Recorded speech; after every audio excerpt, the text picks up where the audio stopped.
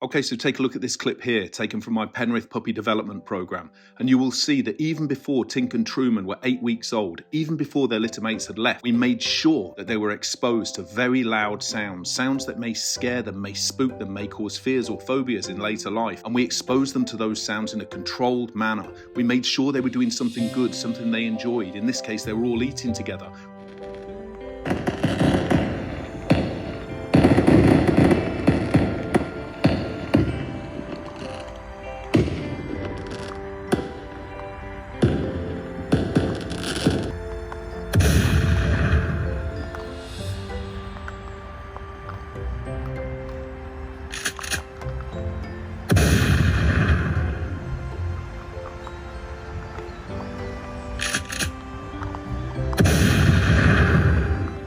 What effect did that have on Tink and Truman in later life?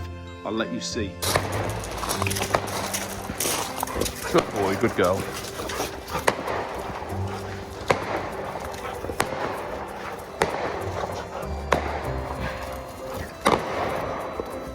Come on in, get on.